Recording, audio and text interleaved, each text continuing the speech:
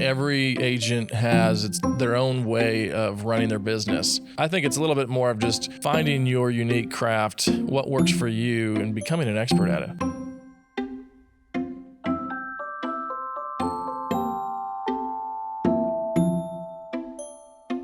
Welcome back to the Business of Homes podcast. Michael Conrad here.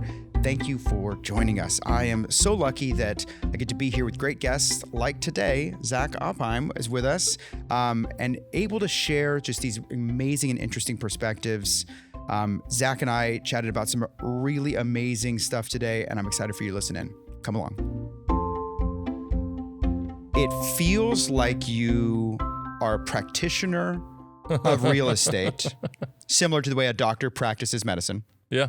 However, in reality, each realtor is their own business. Yeah.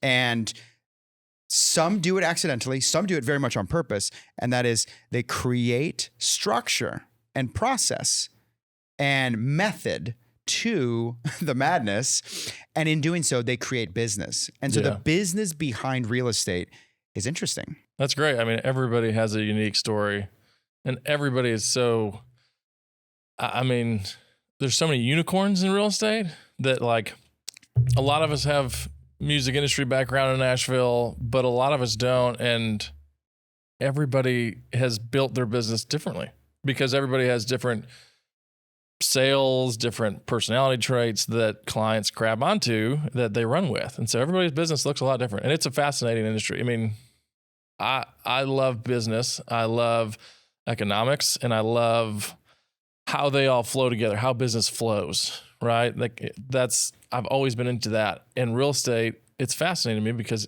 nobody runs their business the same way.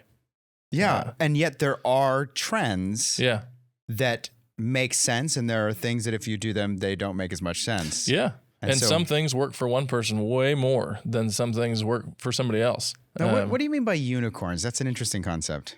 Oh, I think... Do you mean Nashville locals? Because they call those unicorns too. Yeah, that's true too. And I will say, I know several extremely successful agents that are Nashville locals or have had a generation above them at some point be an agent as well. And so I think the longer you're in Nashville, it definitely plays a benefit into growing a business that is relationship based. How big your database is, how many people you know in your area. But I was maybe going to unicorns more in the line of those that do it exceptionally well. And when you hear them talk, you're like, oh, you know exactly what you're talking about.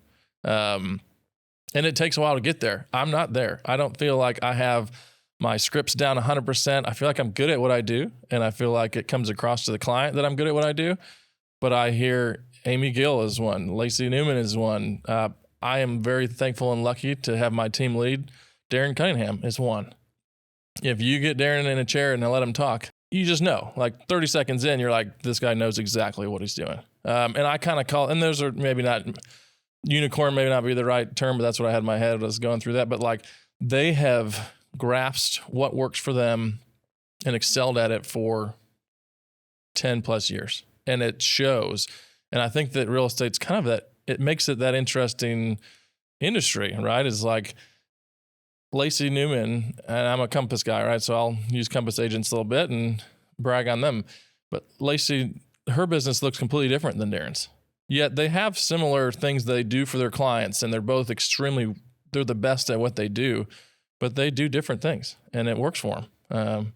And that's what makes it fascinating to me. I love it. So you're sort of scratching at this idea that there's a 10,000 hours component to it. Sure. Which I remember being new in business and being a little haunted by that looming reality of 10,000 hours that I couldn't achieve mastery until I had existed in 10,000 hours. And so we've talked on this podcast before about that knowledge is king, and that when you don't have enough experience, there is a lot that can be overcome with knowledge. And if you go out and continue to learn from others or take classes or steep yourself into different parts of the business, you can sort of gather that library of knowledge around you that can be extremely beneficial. And I don't know if it's a replacement for those 10,000 hours, but if we're going to call out this mythical creature, whatever it is that you're sort of getting at, the person who almost dangerously kind of knows how to give the right answer, or at least close to the right answer for most topics. Yeah.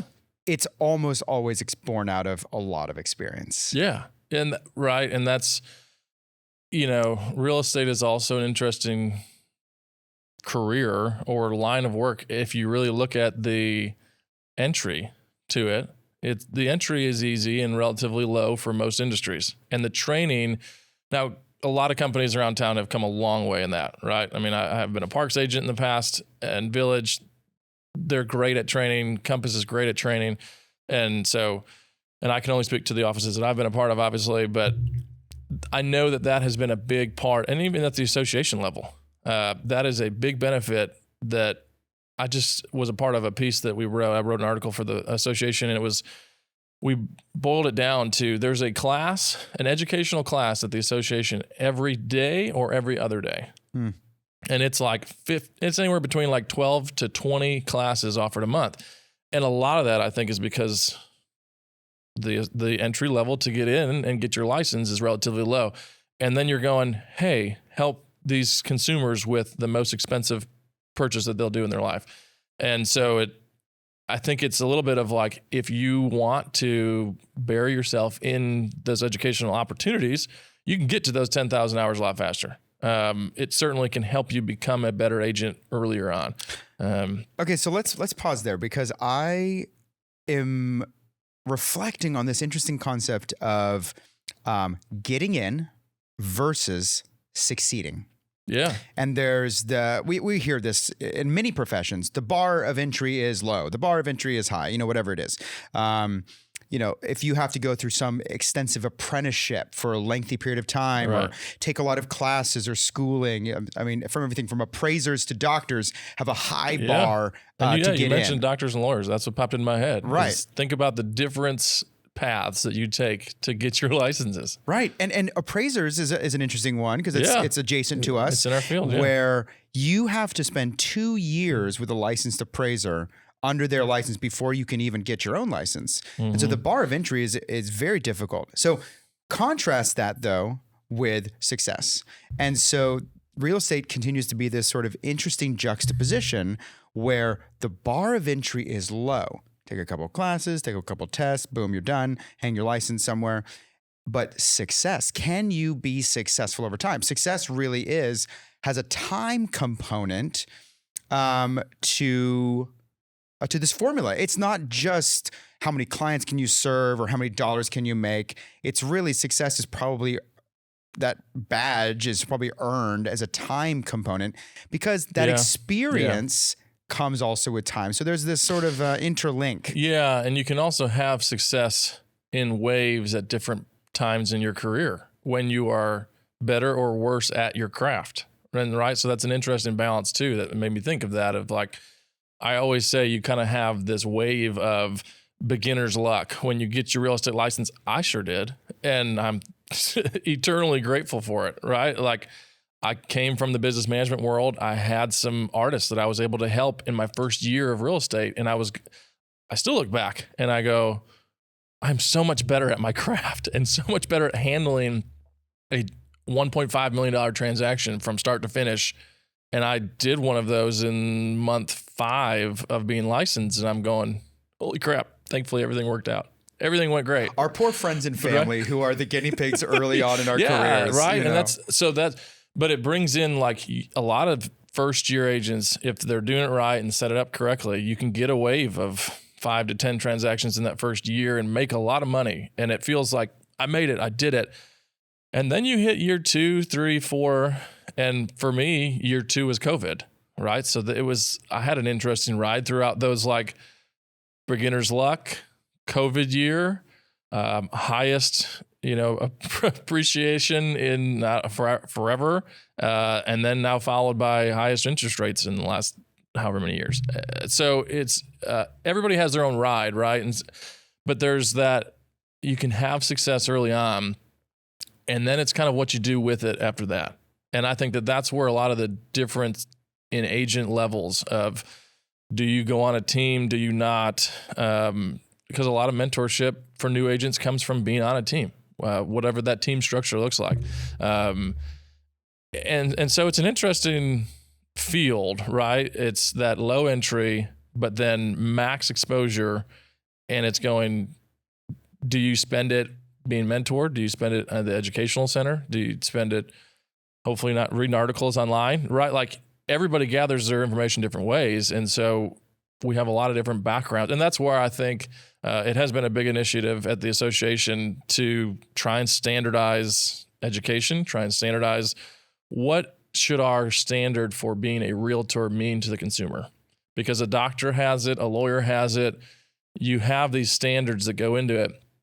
And people don't hold realtors to that same standard yet. And so I think that's a big part of what I'm advocating for and doing right now is trying to get that consumer expectation of the standard higher. I think it's a big thing for realtors. Yeah. So is that standardization going to raise the bar of entry? And is that a good thing? Yeah. I have a lot of talks about that because right, there are a lot of varied opinions on that. I believe yes. I believe that it should be a little bit more of a tiered or a longer process or a little bit of more of a real life scenario. And I'm not the one that gets to come up with that process, thankfully, because I'm sure it's a big beast to tackle and change. But I do feel like from the day you get your license, you're still super, super green. I was thankful enough it worked out. Now my managing broker, George Rowe, was assigned to me as my mentor, and he helped me do my contracts. And I'm a pretty detailed ex-accountant person. I was like, I want to go line by line, fillable by fillable, and have a good understanding of how this thing functions. And thankfully, George is an ex-lawyer, and so he was like, great, I'll help you out and do that. So, but I know that not everybody is as lucky as I am to have those mentors in place. I've had some great managing brokers in place since I've gotten licensed, and that can help you do things the right way. And maybe it's requiring a mentorship after getting licensed with your office. I don't know what the answer is yet, but I do think we need to raise that tier, and I think a lot of the experienced agents out there would agree with that. So our current licensing arrangements is funny because there's a very clear differentiation between affiliate broker and broker. Mm-hmm. But practically speaking, as the day-to-day transaction roll out, there's really not. Yeah. You could be working with a broker, an affiliate broker, and not even know as a consumer. Because to the consumer, those things really mean very little. Yeah. And the reasoning behind those sort of two-tiered structure of licensing once upon a time, a long time ago, is a very different set of reasons than might exist now. There was a very limited access to information. And so broker was this concept, sort of age old, of let me broker the information. Let me be a parser or a separator or a deliverer of information. Yeah. And so these affiliate brokers existed really as almost assistant to. I mean, we might almost think of it for this old idea as assistant to broker. Yeah. Not assistant broker, but assistant to the broker. And so now affiliate brokers have broken out and now have really a huge amount of autonomy to the extent to where, your involvement with your broker could potentially be very little. And some brokerages intentionally place it like that, so that you can have a greater and greater amount of autonomy. And then, of course, all of the concepts of like liability and compliance and insurance, all these kind of stuff, it ultimately in a sort of our legal and litigious age, it matters in some respects and it doesn't matter in some respects. It's kind of a little gray. It's a little gray. And so I'm curious to see if I think there's a lot of things that could use a reset or maybe even a relook in this sort of world of licensing. And I'm curious to see if there's another pathway forward to bring up the standard, because I think that's a theme that we've been hearing with a lot of guests here on the podcast, that everybody wants to see the overall bar of quality and the skills and the knowledge raised. However, nobody wants to raise said bar of what entry. are you willing to do to get, and the bar of entry, So, I mean, that's one of the ways. I used to work in a profession where there was an established compensation structure and sort of employment structure. But the skill management of said sort of employees, it was in a union, was poor. And so the union strength of how you got your work booked or like what money you made, that was all really well established and strong, which made you feel good about being in the union. Yeah. But then you were standing next to people who were of a wide variety of skills. And sometimes it could potentially be dangerous. Sometimes it was just kind of frustrating. Yeah. And sometimes the end user that was, using our services wouldn't get as good of a job from us because X, Y, and Z people were present. And so that management of skills inside of a controlled workforce, which is what a union is, and sort of what licensure is on sort of the non-union side of the world, is a controlled, workforce. It should have a certain amount of management of skills or bar of entry to make sure that they're up at a certain level to earn that compensation or employment structure, to make sure that the end user is getting the benefit. Yeah. And I will say, thankfully, I will say it like that. Thankfully, as a real estate agent, especially in Nashville, we have Greater Nashville Realtors Association that is, we're the state leader. We have a voice on a national level. When they talk, they are heard. And that's on the property rights side. That's on the educational side. That's on the realtor trademark standard. That's on a lot of different things. And I was in DC in May at the national convention, and they look to our president to kind of be one of the leaders of going, how is it going in our big metro cities that we need to lead? And that's a shout out to a lot of people at the association. The presidents that we've had over the last 5 to 10 years have changed that a lot. And that's the mentors and brokers that I've had in the past have all been active within the association. And I've started to kind of pick that up. And it wasn't until last year at the Leadership Academy that I was like, everybody that has a worthwhile part at the association and is contributing at a leadership exec level is a mover and shaker. And I was like, why is that? And then that could maybe be a whole episode to digest the association activity. But all of our future, current, and past presidents since I've been licensed have been huge power players within our field. Within our industry in the city. And so I think that our local association has garnished a lot of strength and a lot of power, and their big focus is trying to make our industry better as our body becomes better at what we do. And I think that's important. And that's where I guess I have drank that Kool-Aid, right? Of like, I want to be a better agent. And I've always picked my brokers and the brokerages that I'm at of like, who's going to help me be the best agent I can be so that it's easier for me to serve my clients and that I'm able to do the best job for them. That is what should drive my business. And right, we talked about it. Everybody does their business a little bit differently. I come from the finance and accounting world. I have to be able to answer those questions and serve my clients and help them through a lot of the finance stuff. And I have to be careful of where I stop and I go, you have to talk to your lender about that. And I can't answer that question because that's not my loan, but that is, so for me to be able to go and be like, okay, let's be an advocate for higher standards. That's an easy step for me. So you're presenting a somewhat countercultural perspective that the association is still not only relevant, but necessary. Yeah. And the reason I call it countercultural, and not because that's a divisive concept, but because I think sometimes we accidentally continue to move towards chaos and away from organization. And so it can feel sometimes to a regular new agent that like, why do I need to be part of this association?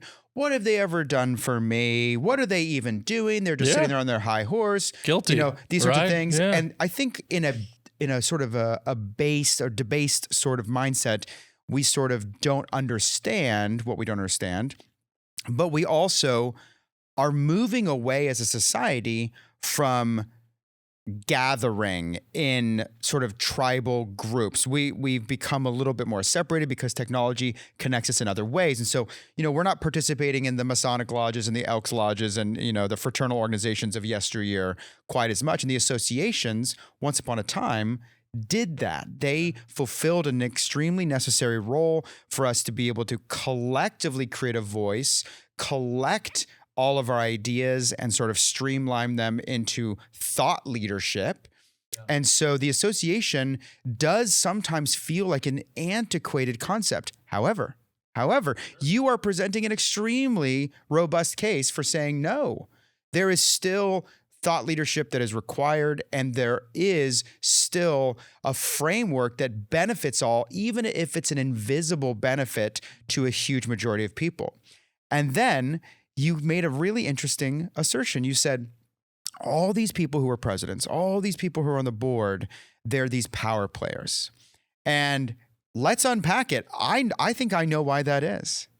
Because there is an interesting Venn diagram between not only those who are of a giver or sort of a teacher mindset, might find themselves both in success and willing to volunteer and contribute to others. Sure.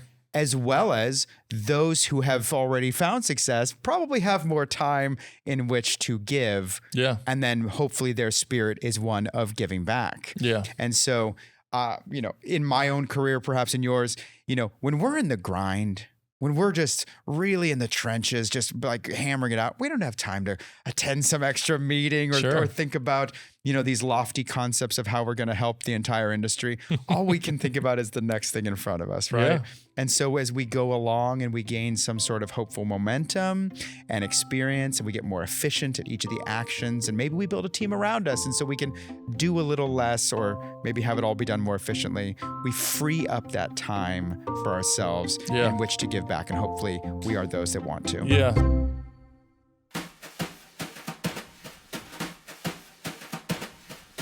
Hey everyone, it's Jake, Director for the Business of Homes podcast. I hope you've been enjoying today's episode, starting with the 10,000 hours concept, getting into business versus succeeding, and the importance of thought leadership. When we return, Micheal and Zach dive into how the continuing growth of technology should bring us all together, finding your focus to become a true expert, and navigating the flows that real estate goes through. You don't want to miss it. Don't forget to follow us on Facebook and Instagram at The Business of Homes Pod, where you can interact with us and see some great bite-sized pieces from all of our episodes. For you listeners out there, did you know our entire podcasts are filmed and are on our YouTube channel? Check it out next time you want to see our amazing guests tell their stories. And are you currently watching this episode in video format? Don't forget to follow us on your preferred audio streaming service to take us with you on the go.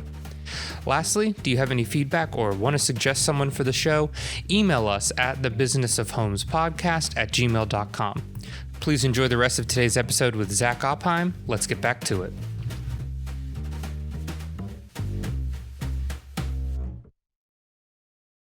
Thinking about the presidents of the association, that they are all established and have a lengthy business life. And they are all of that mindset of like, I do want to give back. Whenever you end up drinking the Kool-Aid, right? That's kind of like, it's up to you. But once you're in, but I also feel like real estate as a whole, we're also teaching our clients a lot of the time. I mean, we have everybody still has new buyers. And so once you're able to kind of become an expert in that for your consumers, I think that it's also like, I need to be able to give back to the agents that are going to come behind me. And I think that's clicked with probably our last 4 or 5 presidents. And I think it's changed the mindset and kind of changed the goals of what our local association is. I think a potential interesting reality is so much change has taken place over the last 10, 15 years since the Great Recession in technological involvement, different types of software, clients' access to information, and the amount of change that's ahead of us. I don't know how to measure it, either greater or the same, but long story short, there's a lot of change that's happened to us, is happening to us, and will happen to us. And so if we're all this big disparate group, separated, and not really collecting our energies, we are not going to handle the waves and the upheaval of change quite nearly as well as, say, an organization that's been thinking about this, is created plans about this, is creating events where they're teaching about the changes that are coming down the line, or giving safe harbor for people who are saying, oh my gosh, I no longer can make a commission as a buyer's agent because of this crazy lawsuit thing that's happening, out there with Coldwell Banker. And what do I do? Oh, GNR is putting on an event where they're discussing creative and new ways to continue to serve your clients, et cetera, et cetera. I don't know. Maybe that's a thing that will happen. And one of my favorite quotes is, as of right now, technology is moving the fastest that it ever has, but it's also the slowest technology will ever move again. Right. It will continue to go faster. It's only going to continue to go faster. And so it's like, if you're not on board, you're not willing to evolve and change and grow with that technology, you're just going to get left behind. Right. So that's more. Isn't that Moore's law? That's was about the processors, where it's like processors are going to get twice as fast and twice as small. Every successive year. Some version of that where there's this speeding up, logarithmic speeding up. But also going back to who's involved in the association, that's Pareto's rule and the classic, the 80-20. There is going to always be a pretty clear definition of a top 20% or a top 10% that are not only the great practitioners or the great, successful sort of subset, but also the great givers back. Yeah. And it's a good encouragement to all of us to be, now we're almost getting into kind of a social good concept here, right. But I mean, this is how society is formed. I mean, the whole association in the industry of real estate is its own micro society. And so not only do we have to make sure that we are collecting our energies, but giving back to society maintains its health. Yeah. And if we pull too much away, then it can fall into chaos. Well, and I think if you pull it back kind of into that micro level too, right? It goes back to every agent has their own way of running their business. And if that may be, you're a really great marketer. That may be you're a really great person to person, in-person person. You may be, I'm a little bit more on that finance, and I love in-person stuff, right? And I'm not doing billboards. I'm not doing the other stuff. But it goes back to however you do that, you have to do it at a high level, and that is going to continue to change, whether it's marketing, whether it's in person, all of that will change. And so I think it's a little bit more of just finding your unique craft, what works for you, and becoming an expert at it. One of the lines that I will always remember from Gary Keller's $1 Million Agent book, I was reading it as I was getting my license, and I'm a golfer. And so the paragraph story was, well, John never comes into the office, and he's one of our top producers of the office. And they're like, well, what is he doing Monday through Friday? Well, he's playing golf at his country club. He goes there every day, and that's all that he does. And he's a top producer. And they're going, well, he found his database. He found his clientele, and he spends time with them. And that's what works for him. I haven't been able to make that successfully work for me in my business yet. Shout out to Old Hickory. But that is how unique the businesses can be for each agent. And it's whatever works for that specific. And I think for new agents, that can be a challenge in our world, right? Is you want to do everything. You want to do marketing to the max. You want to go out and do 50 things all at once. And then sometimes it's kind of going, let's maybe pick 10 things this week and stick to those 10 things and maybe do them for a month and see if they work, and take it month by month. So and I think that that's maybe where we differ from doctors and lawyers, right? There's a pretty clear defined way. This is either right or it's wrong. Where realtors, it's like, I can do a billboard and it may work and it may not. That's just my marketing. But there are a lot of agents that negotiate differently. A lot of agents that go about deals, and I love the phrase, kill them with kindness. I would rather, if I'm doing a deal with you, I would rather be best friends with you so that we can get the best for our clients and feel good going through the deal, versus feeling like I'm a battering ram and hitting you the whole time. Yeah. And there are agents out there that like that I believe really look for that. I don't understand why. It does not fit my personality at all. But there are different ways of going about how you do your business throughout the entire process? Well, there's a winning. I mean, we're all subject to feeling a little bit of competition, and Sure. there's a feeling misplaced, almost certainly, of needing to win. It's negotiating for those extra dollars off, or final word or whatever it is. So that can be difficult. The association continues to come forward, though, as helping guide us in what should be. So we have this whole ethics side of the profession, and who's guiding it, who's creating that, and who's interpreting it. If we're talking about negotiation techniques or like winning or who's doing what, I think that there's some sort of arbiter that needs to say, well, these are good attributes and these are bad attributes, and this sort of behavior is needed or not needed, or promoted or not promoted. And so how have you seen the association get involved on that front? Yeah. So our guidelines come down from TREC, the Tennessee Realtors Commission. And then from there, I mean, they're passing down almost a curriculum down to the local association. And so Greater Nashville Realtors, we've got the launch program that is a 3 or 4 day. It was rolled out after I was a new agent. I wish I had it. To go through a new agent and say, here are your base guidelines. Here are what really getting into the weeds of negotiation, deal points, how to do the contracts, contract changes. Our contract changes almost every year. Little tweaks and it's getting better every year, but it still changes. And so we have to make sure we're using this year's contract, right? And then they're also doing several classes, and that's where it was like, they have 3 or 4 classes every week at their office, and it's up to agents to want to do that, right? And we have the CE, so there's a little bit of that retention of like, you're required to do some, continuing education to get your license renewed every 2 years. And then it's up to the agent, right? Of like, how do you get your CE? There are many different ways, whether you're going to the association or doing it online.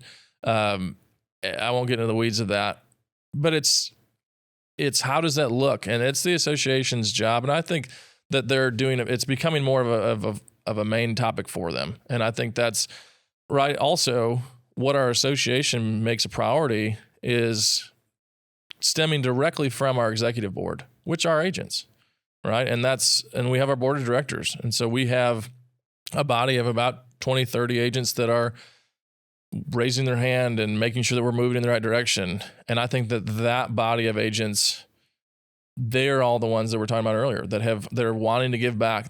We are all in agreement that we are in this to make agents better for our consumers, to make our communities better. Can we continue to grow the number of agents that want to make our industry better? And how do we continue to grow that number of agents? If we can have it's the same thing for our mayor election. We get like 9% of people vote. How do we get more people to care? Once we get more agents to want the association to provide more benefits and resources, then all of a sudden we're going to have more agents involved in that process, and it's naturally going to get better because we have more involvement. And it's something that has been on the top of their minds. That they've grown in it, and I feel that's what's drawn me in, right? To kind of answer that from earlier. This is an extremely heady and complicated topic, because how do you create demand? It's typically through like slow organic leadership and saying, hey, we want to teach our consumers that they need to be asking for X, Y, and Z things to be true about the professionals that they're working with. Or it's compulsory. You create rules and regulations that say it has to be this way. And there are pros and cons to both the compulsory method and a sort of more of an organic method. We have some, the industries that I'm involved in also have the same problems. Should we legislate things to be true, which does feel kind of like the easier way, because almost in a paternalistic way, it's like, I know what's good for the population. Right. Yeah. But then also it's like, no, we should let the market dictate, because I'm a free market capitalist at the end of the day. And so I'm like, no, let's let the consumer decide and let's encourage the consumer.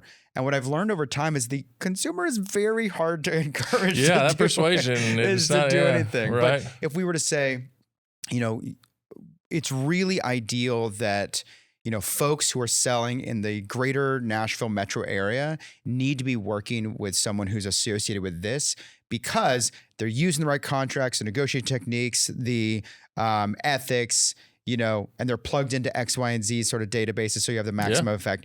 I mean, that framework feels like a really good idea. How do we make it true? There's always going to be people chewing around the edges of whatever industry who are kind of 1 foot in, 1 foot out, and so a lot of times people say, well, if you want to get rid of the 1 foot in, 1 foot outers, then you got to raise the bar. We're back to that concept of raising the bar, that it's a little bit more complicated. There's a reason why there's not a lot of part-time lawyers running around. Yeah, right, sure. And I think, right, I always joke too of like, we have lawyers and doctors. You call a doctor and they say, well, nobody answers the phone. And I'm like, man, I wish I could run my business like that. Like, I wish I could not, kind of do that thing. And I think so much of our business flow, it is a cyclical business, right? There's no denying that. And it relies on the consumer expectations and the consumer's mindset.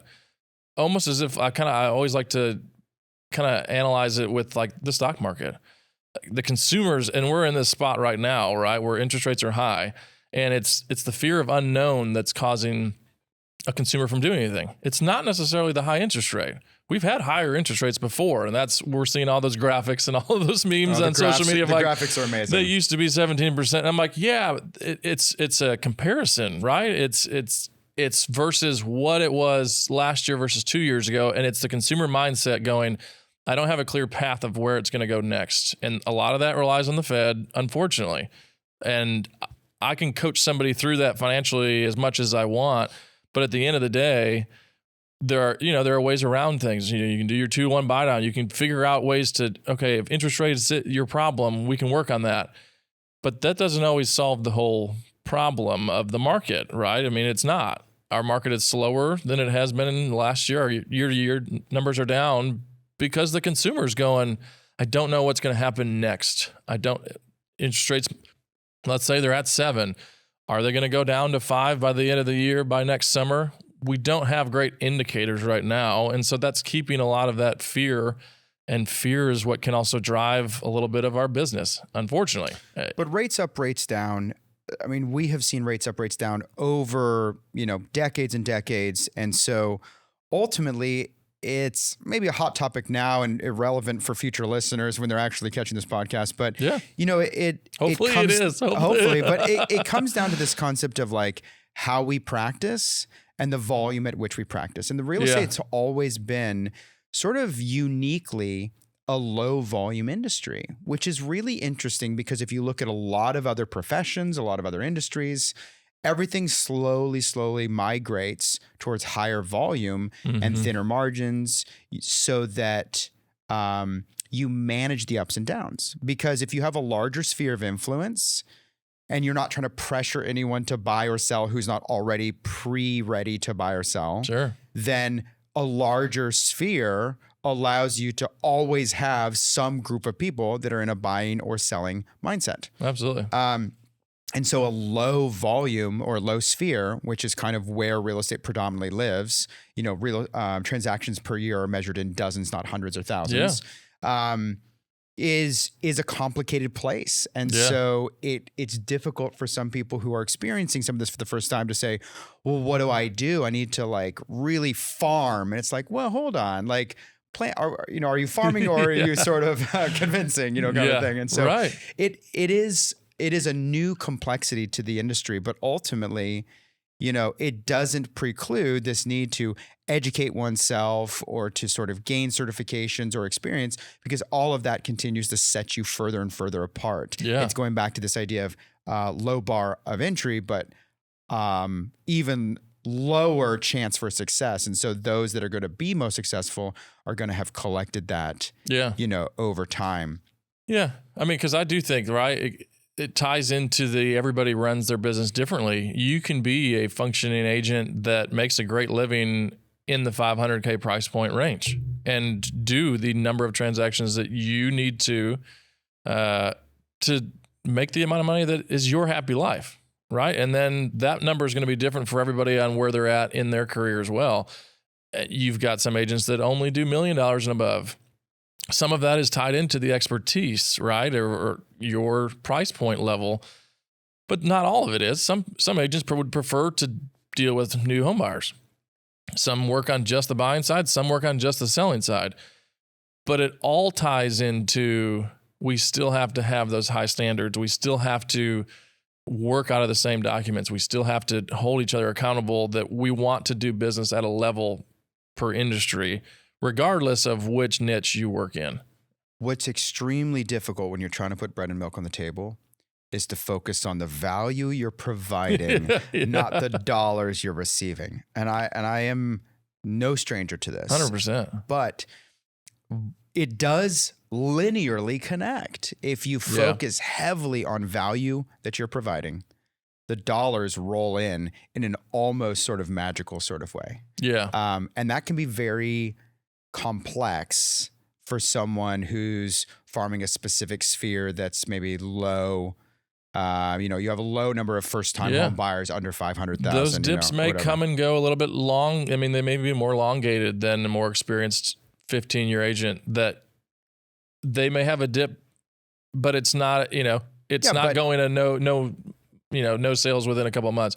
And for a new agent, that may be a elongated dip, but it's always our industry. It's like I have had to mentally coach myself so many times through those moments, right? Through those months of like, continue to focus on why you're doing what you're doing, right? And it always works itself out. It always comes through if you're continuing to try to do the right thing. And that's, I think even that mindset has kind of brought me into drinking the association Kool-Aid, right? It's like, if we are all consistently trying to get better at our craft, certainly we should be seeing those results if we're putting the work in. And in due time, that will relay down to our clients. That should spread and grow our referral base. That should spread and grow our business. And that's what I believe that should be the core of our industry, right? Every decision we make that you're talking about is a bit of a gamble. There's a risk in trying to figure out how to do everything.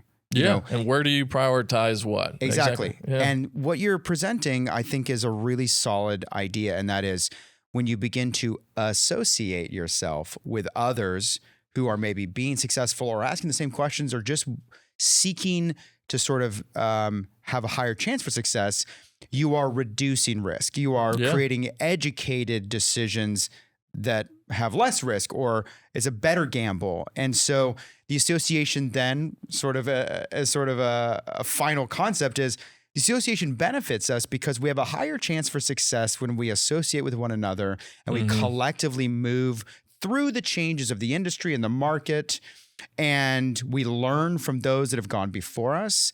And who knows what might look like. Maybe new people getting in need to more closely associate themselves as assistants and team members on more successful agents' teams to sort of make it through to a portion of time and history and market where they can exist on their own. Yeah. And so the association then sort of comes all the way back around, not as an antiquated concept as we sort of move in a disparate society, but perhaps it is the lifeboat and it is the lifeline in an extremely volatile and uneasy market where what's happening tomorrow, we don't know. I left my crystal ball at home. Yeah, 100%. Right? I mean, and I think that there's a level of accountability built into that, that kind of topic and that mindset too, right? It's like getting a mentor as a new agent, right? It provides that accountability. You're reporting back to somebody, and in the entrepreneur mindset, we're all kind of like, I want to go do my own thing. I want to, be free as a bird, do whatever I want every day. And there's a little bit of an aspect to that, right? We'd all be lying if all of us agents were like, we enjoy doing what we want, when we want. But we can also work whenever and wherever we want to. There's the downfall. But it's a little bit of accountability of going, okay, I need to figure out, and it can be accountability to yourself. It doesn't have to be accountability to somebody else either, right? It's like, I've got to make my calls. I've got to have my relationships. I've got to foster. If I don't ever talk to anybody and I just become a hermit in my house, my business isn't going to do anything, right? So there's that level of, I think, accountability helps agents kind of figure out where their business lies and can kind of figure out their expertise in it. Zach, thank you so much for being here. This has been lovely and a good enlightening perspective to remind us that not everything that has come before should be thrown out, and we should be breaking ground with new ideas all the time. No, we can continue to revisit that which has come before us as good and valuable and helpful for our business. So I think we should have you back on. I know you have a background in the music industry, and we'd love to hear some of your stories about that. So thank you for your time. And absolutely. Hey, everyone. Michael Conrad here, Business of Homes podcast. Thank you so much for joining us and listening in to Zach and his amazing stories and perspectives. And I hope that you'll go follow him and learn a little bit from him as he continues to learn from others. And let us know if you have any questions, comments, or want to be on the podcast. And we'll catch you next time. Hey everyone, Jake again, Director for the Business of Homes podcast. I hope you have enjoyed today's episode. A huge thank you to Zach Opheim for being a part of the podcast. Go follow him on Instagram at Opheim, and that's ZOPHEIM, and let him know how much you enjoyed their story. Don't forget to subscribe on your preferred listening platform, and make sure to follow us on Instagram as well at the Business of Homes Pod. Do you have any feedback or want to suggest someone for the show? Email us at thebusinessofhomespodcast@gmail.com. Thank you again for listening, and we'll see you soon.